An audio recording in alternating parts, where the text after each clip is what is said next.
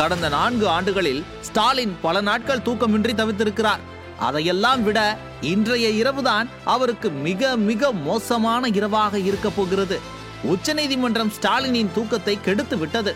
ஒரே நாளில் அடுத்தடுத்து விழுந்த அடியால் ஆடி போயிருக்கிறது அறிவாலயம். பொதுவாக உச்சநீதிமன்றத்தில் குட்டு வாங்கிய திமுக அரசு என நாம் சொல்வோம்.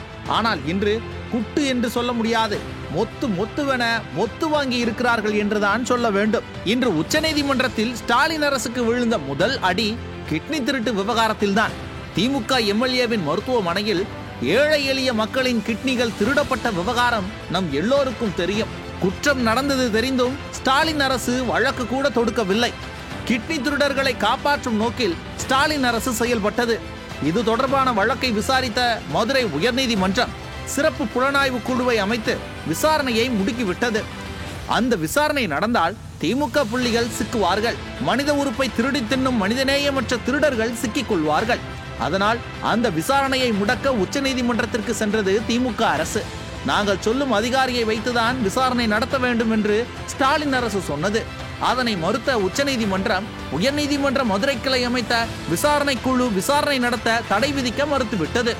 இது இன்று ஸ்டாலின் அரசுக்கு விழுந்த முதல் அடி. இரண்டாவதாக ஆம்ஸ்ட்ராங் கொலை வழக்கு. ஆம்ஸ்ட்ராங் கொலை வழக்கில் தானாக வந்து சரணடைந்த கொலையாளி என்கவுண்டர் செய்யப்பட்டது தொடங்கி செல்வ பெருந்தகை மீதான சந்தேகம் வரை பல குழப்பங்கள் மர்மங்கள் இருக்கிறது. சமீபத்தில் இந்த வழக்கு நேர்மையாக விசாரிக்கப்படவில்லை, இதில் அரசியல் தலையீடு இருக்கிறது என்பதை உணர்ந்த சென்னை உயர்நீதிமன்றம் வழக்கை சிபிஐக்கு மாற்றியது. சிபிஐ விசாரித்தால் என்ன நடக்கும்?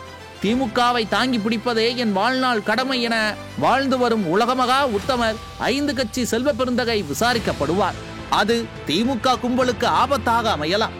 அதனால் இந்த வழக்கை சிபிஐ விசாரிக்க கூடாது என உச்சநீதிமன்றத்தில் மன்றாடியது திமுக அரசு. அதற்கு மறுப்பு தெரிவித்து சிபிஐ விசாரணைக்கு தடையில்லை என உச்சநீதிமன்றம் உத்தரவிட்டது. இது இரண்டாவது அடி. மூன்றாவது அடிதான் மிக மிக முக்கியமானது. கரூரில் 41 உயிர்கள் பலியான துயர சம்பவத்திற்கு யார் காரணம் என தெரியாமல் மக்கள் வேதனையில் இருக்கிறார்கள்.